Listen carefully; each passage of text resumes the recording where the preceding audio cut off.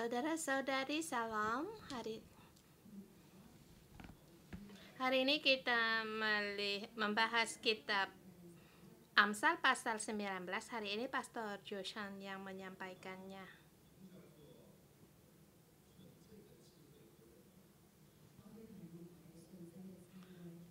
Saya memberi tema hikmat yang bersih itu sangat baik. Hikmat timbul dari dalam hati dan mempengaruhi akan sikap kita dan kelakuan kita.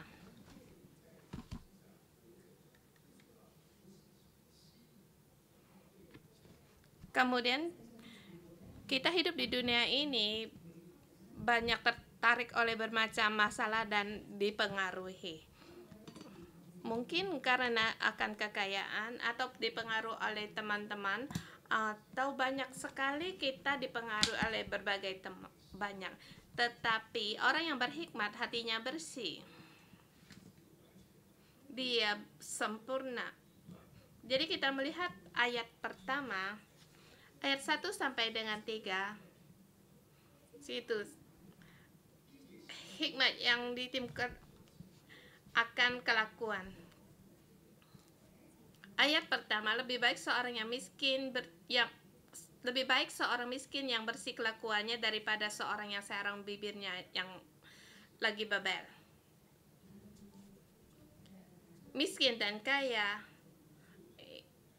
ini menampakkan akan kelakuan yang bersih itu sangat penting. Ada orang yang seorang ini miskin,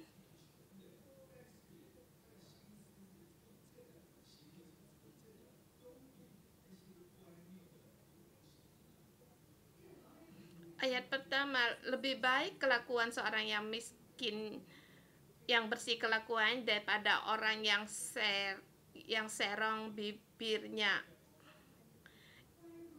lagi bebal lagi, yang mengatakan bibirnya yang selalu membelokkan kata. Jadi kelakuan lebih baik daripada perkataan. Kelakuan yang bersih lebih penting daripada yang bebal.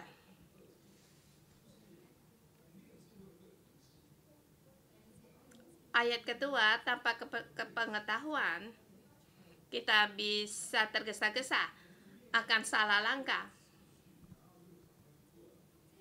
Jadi tidak ada hikmat untuk melakukan sesuatu tergesa-gesa melakukannya.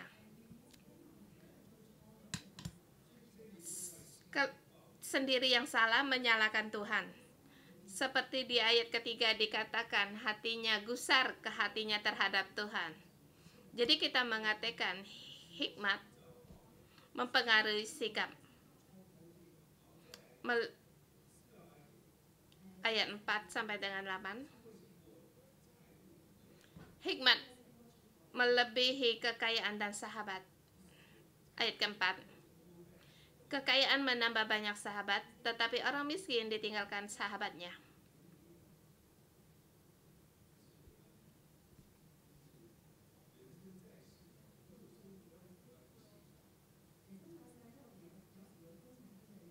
Kita masa hidup kita bisa meneliti keadaan. Oh, ini teman ini sangatlah baik. Banyak teman membuat iri orang lain. Dan berpikir, mengapa begitu banyak teman? Rupanya dia orang kaya. Jadi kekayaan sangat penting. Orang bebal lebih mengira kekayaan itu lebih penting, sebab punya uang. Ayat keempat dikatakan kekayaan menambah banyak sahabat. Kita mempersalahkan ke uang.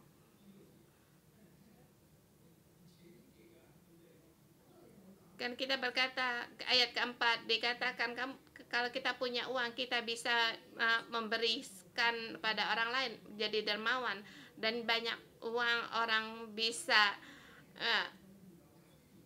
minta sebagai penyangga bagi orang lain. Dan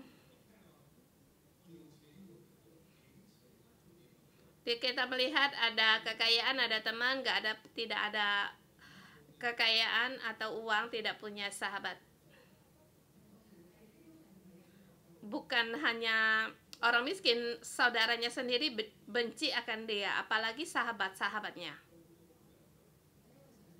Jadi kita sering berputar-putar ya soal keuangan, sahabat.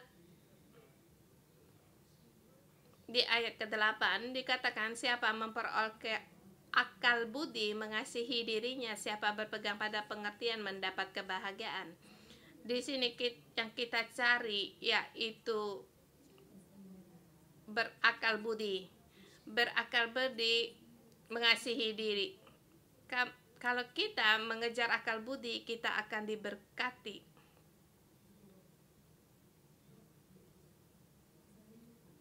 Sebenarnya kalau punya teman untuk apa? Punya sahabat untuk apa?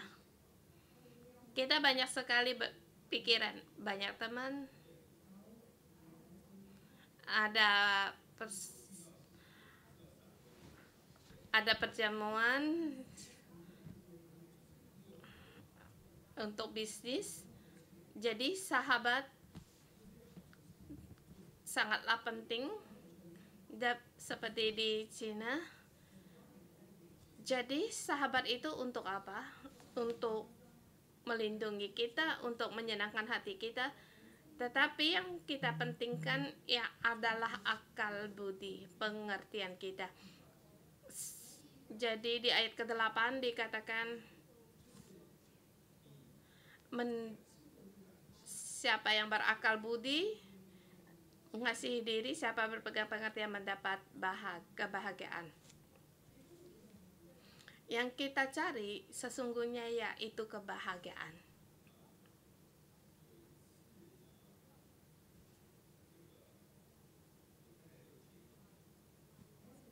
Ada sekali istri saya menasehati murid saya, janganlah untuk mohon mencari suami yang saleh. Kalau kita mendengar begitu agak aneh.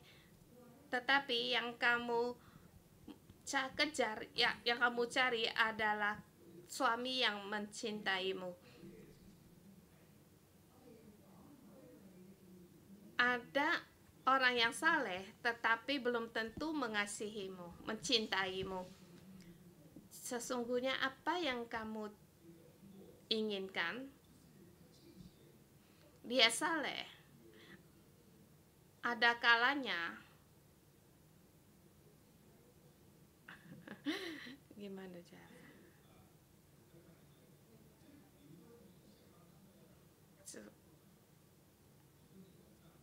seperti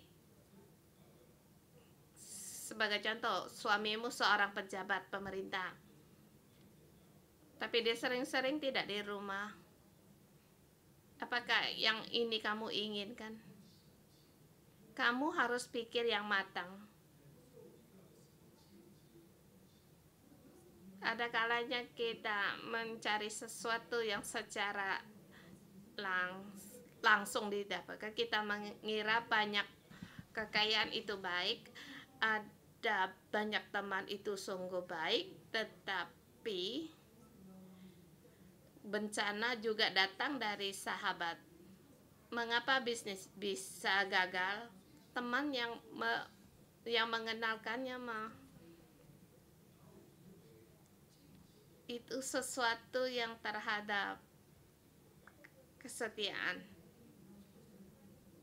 Jadi kalau suami yang saleh, dia pasti akan mencintaimu.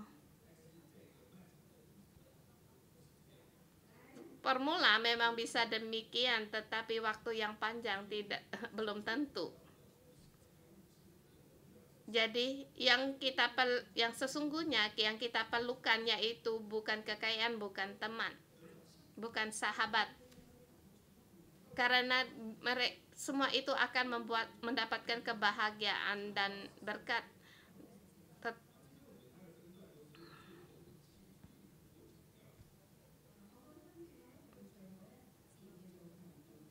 Kita ayat 4 dan 8, dia mengambil keputusan di kesimpulannya, siapa memperoleh akal budi mengasihi dirinya, siapa berpegang pada pengertian mendapat kebahagiaan. Ayat ke-14 dikatakan, rumah dan harta adalah warisan nenek moyang, tetapi istri yang berakal budi adalah karunia Tuhan. Kamu punya warisan nenek moyang itu sangat baik, karena itu pemberian dari atas keturunan sebelumnya. Tetapi istri yang berakal budi itu lebih baik lagi.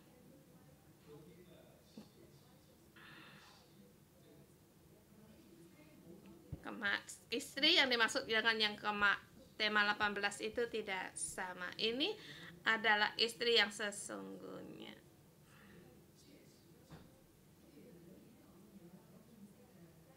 Di tes asli di sini istri yang berakal budi. Kalau istri yang berakal budi adalah itu karunia Tuhan.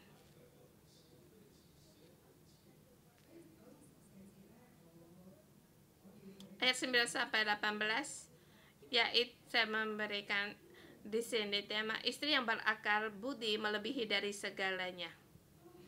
Istri adalah sebagai penolong. Kalau tidak menolongmu bagi seorang laki-laki,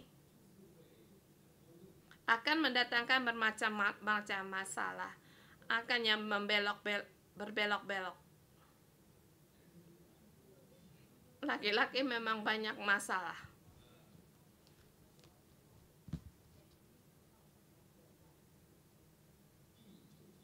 Ayat ke-9, kita bisa berdusta,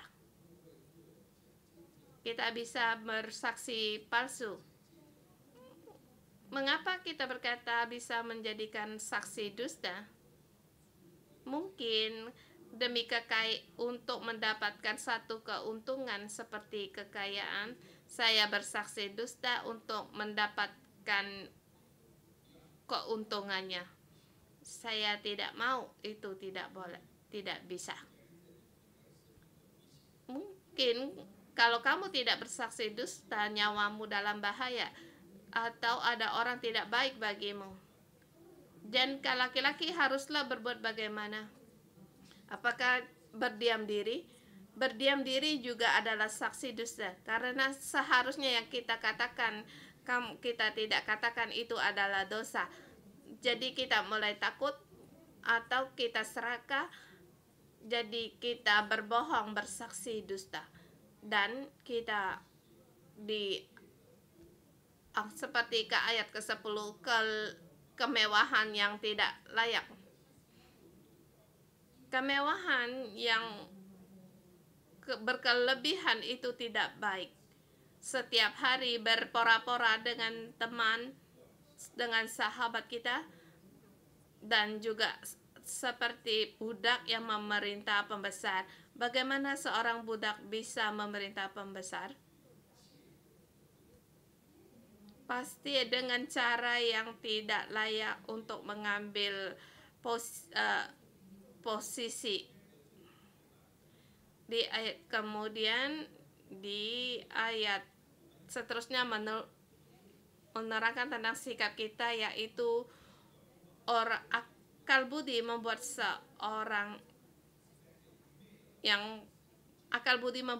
panjang sabar, dan yang dipuji karena memaafkan pelanggaran. Kemudian terus sampai pada di 14, anak bebal bencana bagi ayahnya, dan pertengkaran seorang istri adalah seperti tiris yang tidak hentinya menitik. Karena anak bebal, yaitu dia tidak mau diajar, dan juga istri dia selalu banyak mulut.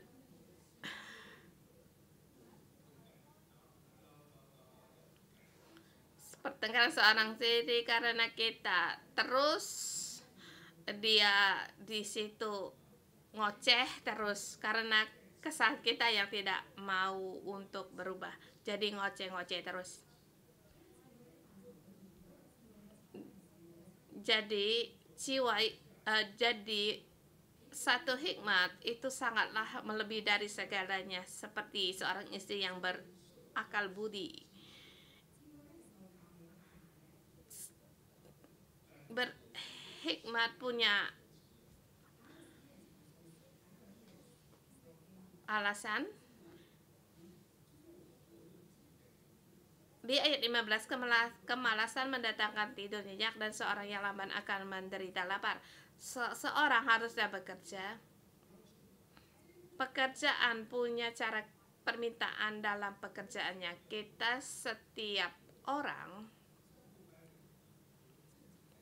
kebanyakan orang akan tepat waktu bekerja.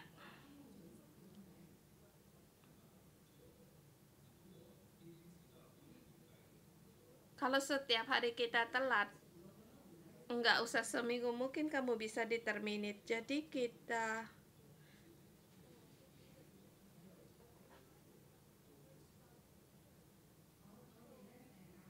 di gereja, jadi kita mengambil gereja meminta juga untuk tepat waktu dan juga punya pengalaman.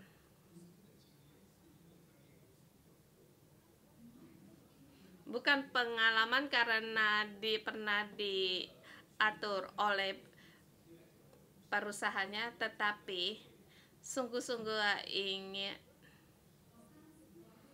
seperti di zaman pelajar, mereka setelah tamat sekolah kuliah langsung jadi staf gereja. Itu satu kesalahan yang besar.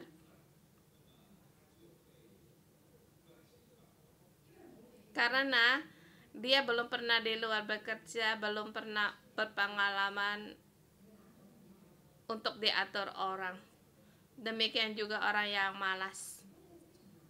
Kalau kamu malas di tempat kerja, kamu tidak punya kesempatan untuk hidup. Jadi kelakuan kita harus ada batasnya, garisnya. Tuhan memberikan ketetapannya kepada kita. Di ayat 17 dikatakan, siapa yang menaruh belas kasihan kepada orang yang lemah menghutang Tuhan yang akan membalas perbuatan itu, sama dengan keuangan. Kekayaan adalah pemberian dari Tuhan. Kita melihat orang miskin yang memerlukan, kita bisa memberikan pinjaman baginya. Mungkin kamu berpikir gereja mengajar kita untuk tidak meminjamkan uang. Demikian berkata, ya memang benar, tetapi sesungguhnya dalam Alkitab, pengajaran dalam Alkitab mengajar kita harus memberi pinjaman bagi orang miskin, ya kita berikan, tetapi di Alkitab di belakang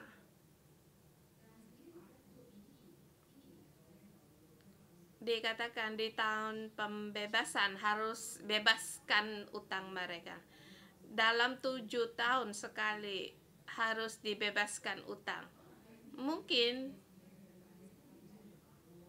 tahun ke-5 dia meminjam padamu, dan tahun ke-7 dia tidak membayar lagi. Apakah kamu mau terus untuk meminjamkan uang kepadanya? Di sini Tuhan mengatakan, kamu tidak membayar, Tuhan yang membayar, tapi dengan cara sendiri. Dari segi pengembalaan,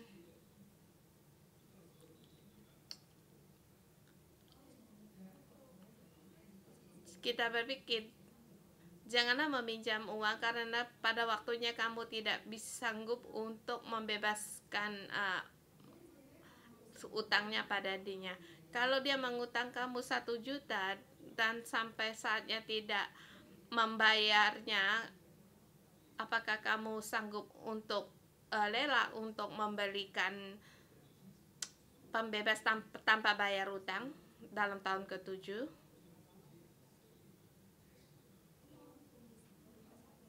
Ada baiknya kita memberikan persembahan bagi Tuhan.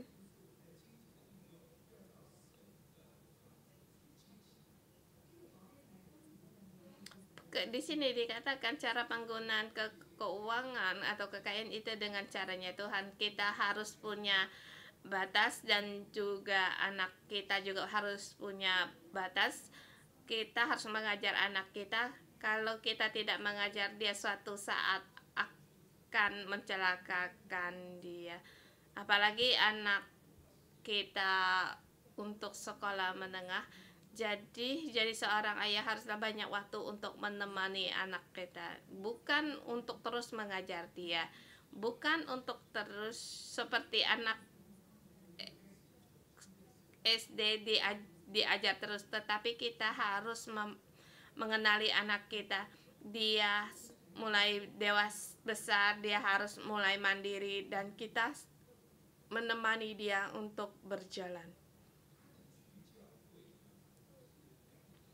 Dia mau ke gereja, itu sudah sangat bersyukur sekali. Dia tidak mau ke gereja, kita telah mendorong dia, kita juga harus bersyukur. Setidaknya dia sudah ke gereja. Tetapi kalau kita terus memaksa dia, akhirnya semangat pun tidak, dia akhirnya tidak mau, dan akhirnya seperti pada menuju kematian.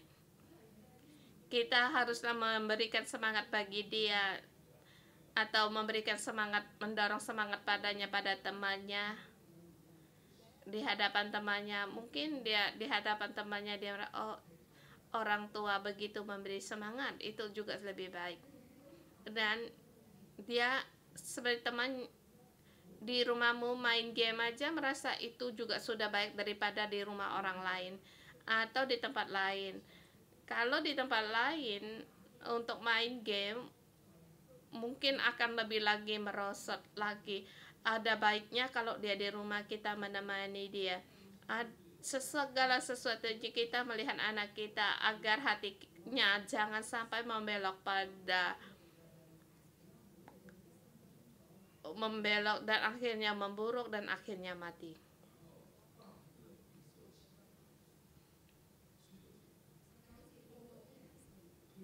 Di ayat ke-9, orang yang sangat cepat marah akan kena denda. Ini merupakan emosi kita.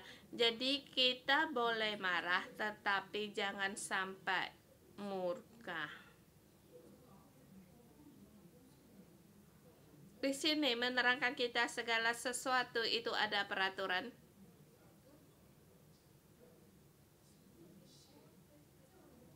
Baik di pekerjaan, kekayaan kita di dalam Tuhan, kita mempunyai satu garis. Orang yang berhikmat di dalam hatinya mempunyai satu garis. Jadi harus mendengar didikan.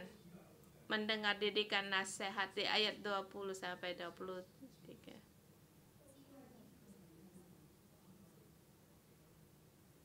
Berhikmat mencari Tuhan, mendengar Tuhan, dan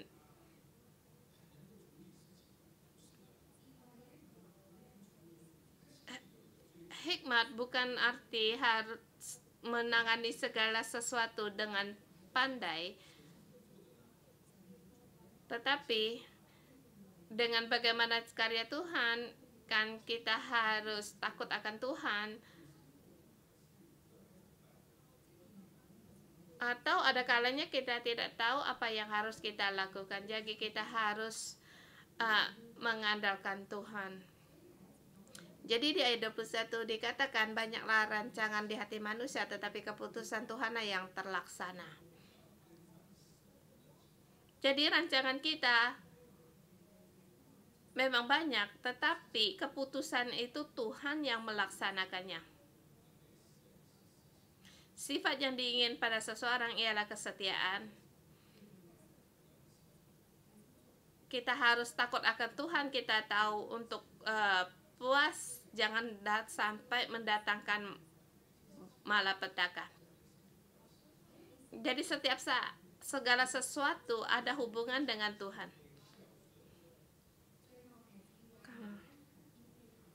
Kemudian hikmat, rajin,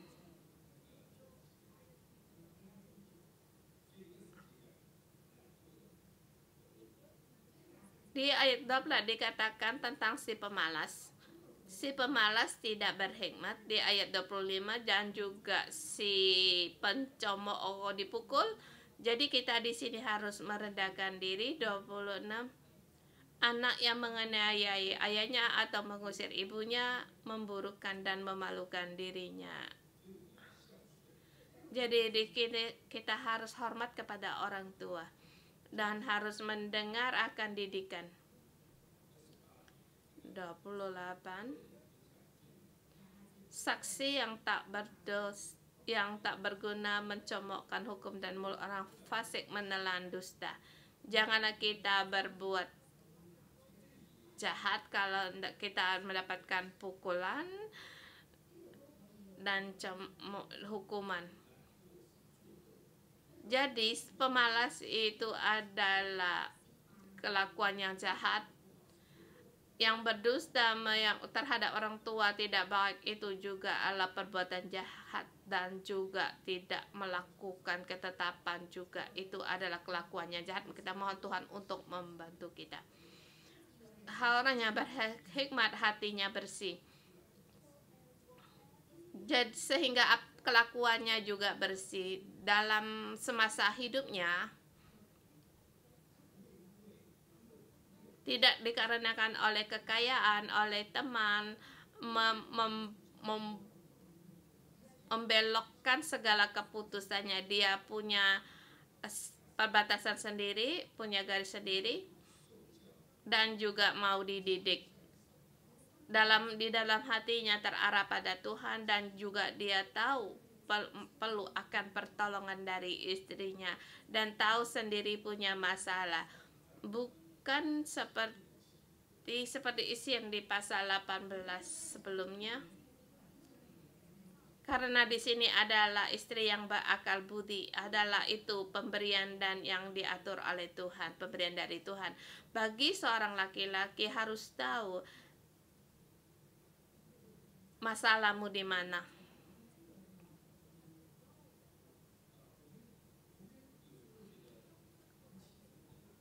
Ada kalanya kita bisa merasa istri tidak bisa menolong aku. Ada sebagian suami yang demikian. Istri menolongmu, tapi dalam bagian tertentu kamu tidak mau.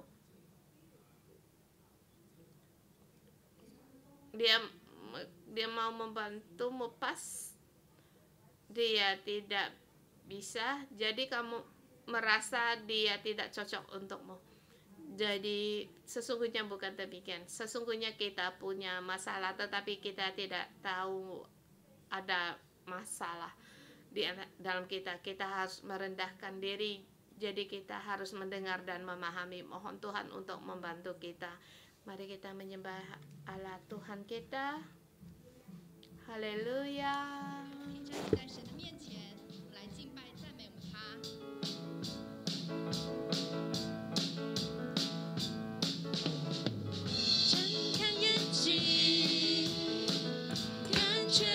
熟悉，在你面前，一切都不会在意。抛开忧虑、烦恼、伤心，现在只想和你一起。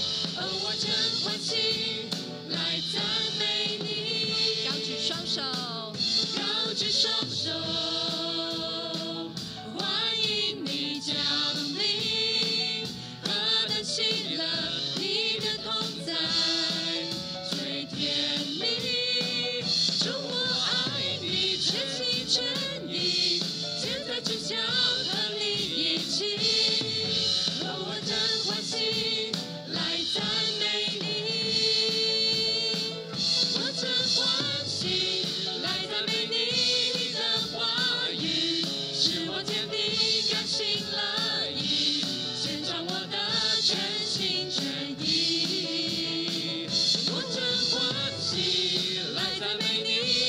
心相信你奇妙带领，我主耶稣，唯有你满足我的心。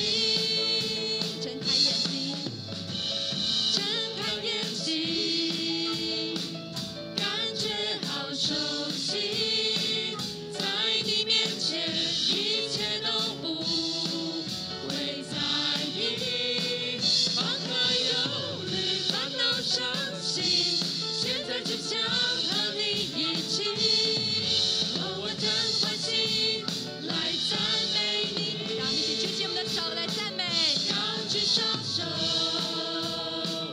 欢迎你降临，何等喜乐，你的同在最甜蜜。主，我爱你，全心全意，现在只想和你一起。哦，我真欢喜，来赞美你。我真欢喜，我真欢喜，来赞美你的话语，使我坚定，甘心乐意，献上我的全心全意。我真欢喜，我真欢喜，来赞美你，我心相信你奇妙带领，我主耶稣，唯有你满足我的心。我真欢喜，来赞美你的话语，使我坚定，甘心乐意，献上我的全心全意。我真欢喜，来赞美你，我心相信你奇妙带领，我主耶稣，唯有你满足我的心。主耶稣，我主耶稣，唯有你满足我的心。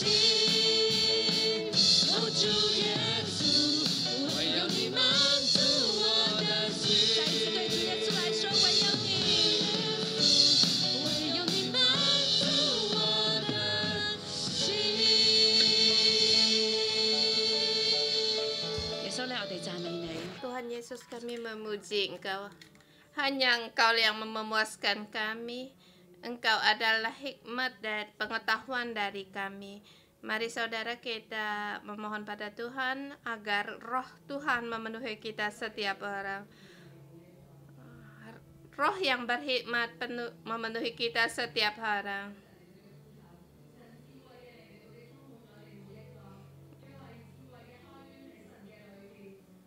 Kita mohon roh Tuhan, kuasa Tuhan memenuhi kita.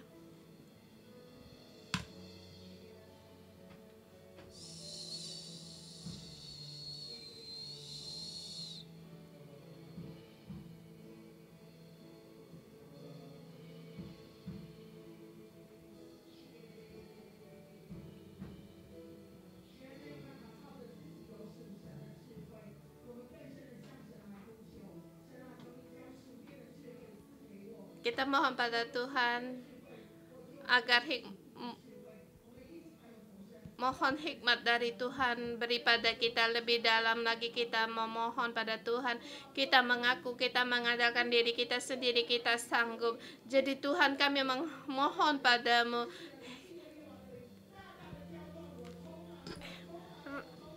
penuhilah kami dengan hikmat pengetahuan darimu, hikmat yang darimu.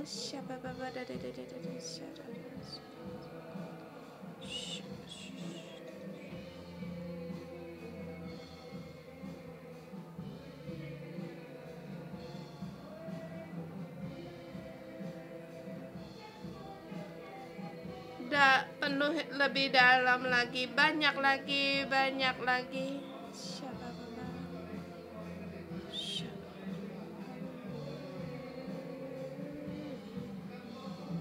Penuhi kami.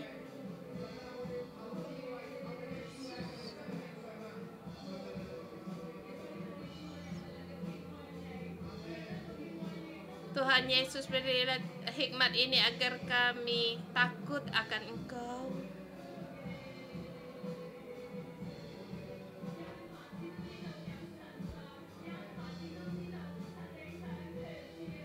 dalam segala sesuatu, agar kami tahu bahwa Tuhan Engkau yang berkuasa.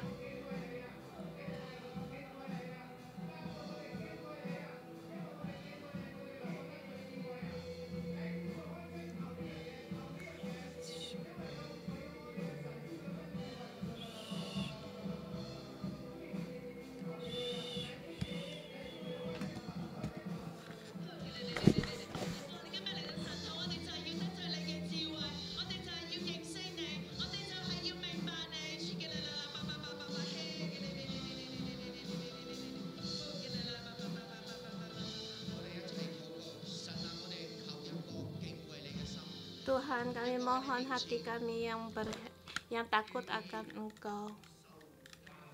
Hati yang mau untuk dididik menurut kebenaran-Mu. Kami berjalan. Kami tidak mau menggunakan jalan kami sendiri. Di dunia ini banyak jalan yang berbelok-belok. Bahkan di luar banyak yang merasuki hati kami dengan suara-suara. Tuhan, kami mohon kepadamu hati yang berhikmat, sungguh-sungguh berhikmat, karena takut akan Tuhan awal dari pengetahuan. Baik, Tuhan, berilah hati kami yang mau untuk diajar, hati kami mau berhikmat. Tuhan, kami mohon kepadamu, kalau tidak demikian sulitlah bagi kami untuk berjalan. Tuhan, hari ini Pastor Josh mengajar kita lebih dalam lagi, karena dikatakan takut akan Tuhan adalah awal pengetahuan. Terus menerus orang yang berhikmat, dia sendiri punya garis-garis tertentu, punya batas tertentu, baik terhadap istrinya, terhadap kekayaan, terhadap pekerjaan, atau anak-anak dan emosinya dan kerendahan hatinya, bahkan mulutnya pun dan juga mau mendengar. Dan terus satu dikatakan orang yang berpengetahuan tidaklah murah. Kadang-kalanya kita mudah marah. Ada merasa ayah ibu kita menyusahkan hati. Ada kalanya kita tidak puas. Ini tidak cukup, itu tidak cukup. Tetapi di Amsal ini, di segala sesuatunya punya ketetapan, dan juga kita harus dengan cara lingkupan dari kebenaran dalam Tuhan, seperti seorang suami merasa istri tidaklah cocok, tidaklah untuk membantu kita, tetapi seharusnya kita meletakkan diri kita sendiri. Kita haruslah kalau kita tidak mendengar akan kebenaran pengetahuan, maka kita akan membuahkan buah yang buruk. Kita boleh berdoa. Kita saling untuk mendoakan, berbagi sesuatu. Kita berdua-duaan untuk saling mendoakan.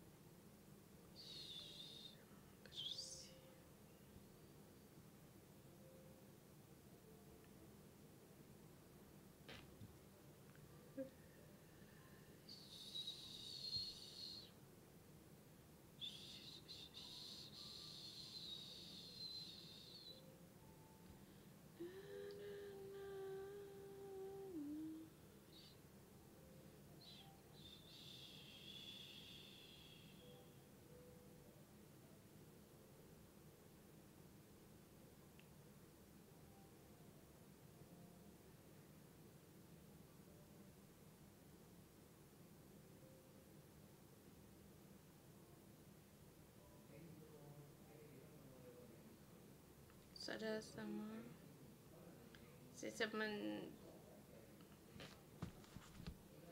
menerima satu penerimaan terhadap orang yang jahat, kita tidak menimbulkan emosi kita seperti kita ingin membalas kejahatan dibalas dengan kejahatan. Kita mohon di sini berdoa, mohon Tuhan untuk mengampuni kita.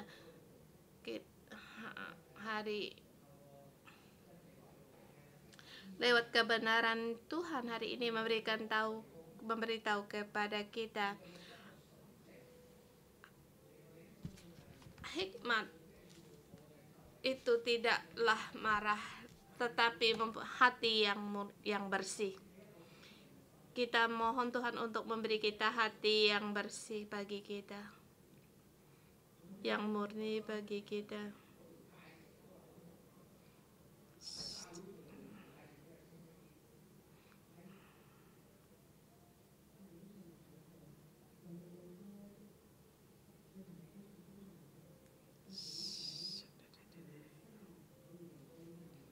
Kita berdoa.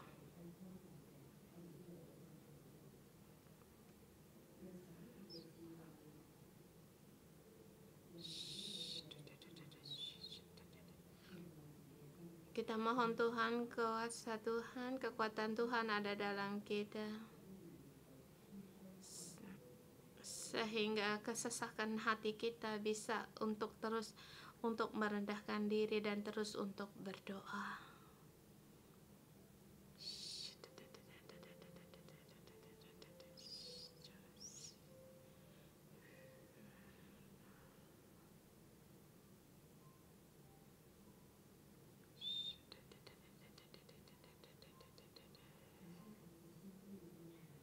Tuhan Yesus, hati kami ada padamu. Hati kami penuh kesusahan. Yesus, kami ingin seperti yang jadi orang yang berbicara dalam seperti dikatakan di Alkitab ini, Tuhan. Baik dalam hubungan perekonomian kami ingin menjadi orang yang berhikmat, yang berpengetahuan di dalam-Mu, orang yang bijaksana dalam-Mu.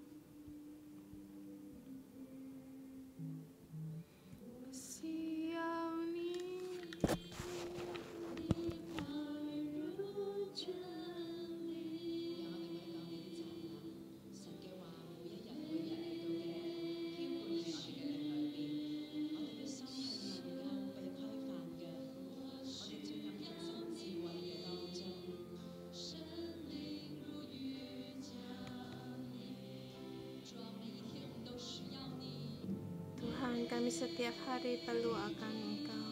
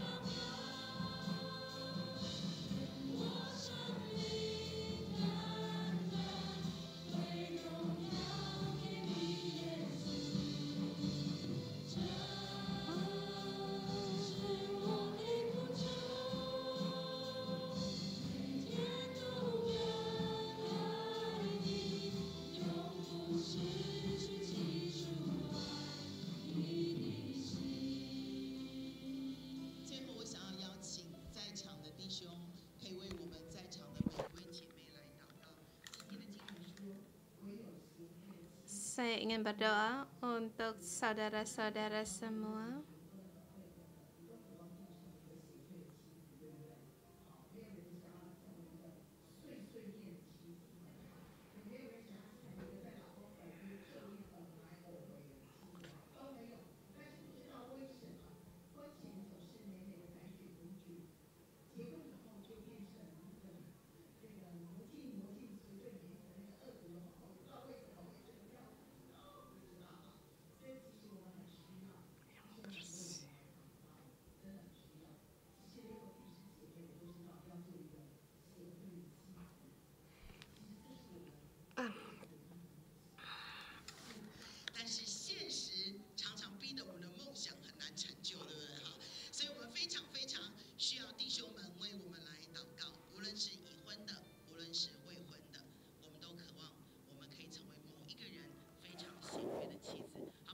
Kita berdoa masing-masing untuk menjadi orang yang berhikmat.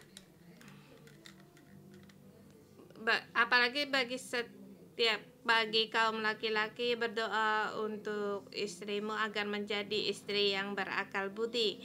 Mohon Tuhan membantu kita, jangan dengan menggunakan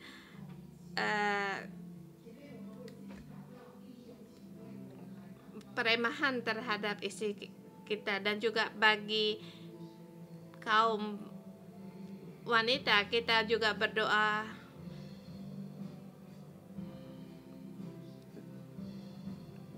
kita juga harus berhikmat. Mohon Tuhan untuk memberikan kita hati yang mau merendahkan diri, agar Tuhan kita sebagai penolong bagi suami kita.